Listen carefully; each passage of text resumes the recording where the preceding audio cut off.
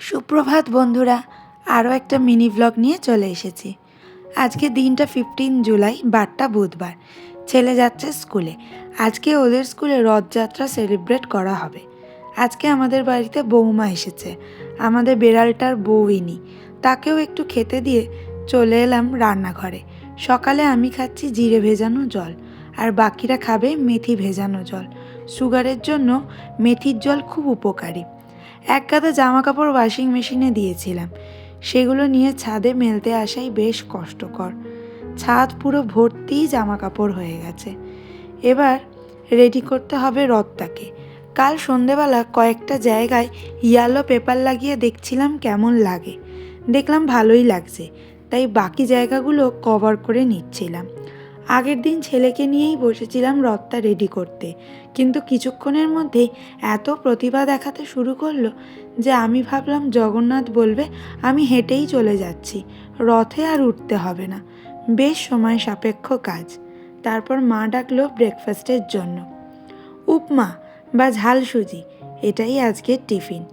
খেয়ে নিয়ে স্নানটা সেরে নিলাম। 2-3 দিন ছাড়া ছাড়া মাথায় তেল না মাখলে আমার খুব কষ্ট হয়। যতই কন্ডিশনার বা সিরাম লাগাই, তেল আমাকে মাখতেই হবে। আর এটা হলো ডট অ্যান্ড কির ফেস ওয়াশ। এটা নিয়ে রিভিউ তোমাদের কিছুদিন বাদে দেব। স্নান সেরে চলে যাচ্ছি আবার ছাদে। রোদ উঠছে, যাক জামা কাপড়গুলো শুকিয়ে যাচ্ছে। আবার আমি চলে এসেছি রথ সাজাতে।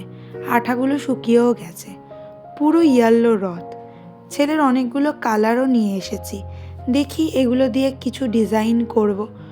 রথের পুরো মেকওভারটা কেমন সাজালাম সেটা আসছে নেক্সট ভিডিওতে। সবাই আমার চ্যানেলটা সাবস্ক্রাইব করে রাখবে। প্রায় 3:30 অবধি আমি রথই সাজিয়ে গেছি। শুরু হয়ে গেছে বৃষ্টি। জামা কাপড় তুলতে বরকে পাঠিয়েছি। দুপুরে খেয়ে নিয়ে ওপরে এসে দেখছি ঘরের এই অবস্থা। কোনো ব্যাপার না, তুড়ি মেরে ঠিক করে নেব। কিন্তু না, তুড়ি মেরে কোনো কাজটাই হলো না। অগত্যা দুজনে মিলে বিছানার চাদরটা পেতে নিয়ে সব গুছিয়ে নিচ্ছিলাম। আরেকজন অপেক্ষা করছিল কতক্ষণে আমাদের বিছানা গোছানো হবে আর তিনি শোবেন। তার তো একটাই কাজ, গোছানো বিছানাটাকে সুন্দর করে কিভাবে ঘেঁটে দেবেন। ব্যাস হয়ে গেছে, এবার ওনার ঘাঁটবার পালা। যাই হোক, ওকে ঘুম পাড়িয়ে এক গাদা জামা কাপড় যেগুলো বর তুলে এনেছিল সেগুলো এবার গোছাতে বসিয়েছি। সন্ধেবেলা ছেলে উঠলে ওকে বসালাম একটু পড়াতে। তারপর বেশ কিছুক্ষণ ডান্স প্র্যাকটিস করলাম। তারপর ছেলেকে খাইয়ে আমিও ডিনার করে শুয়ে পড়লাম।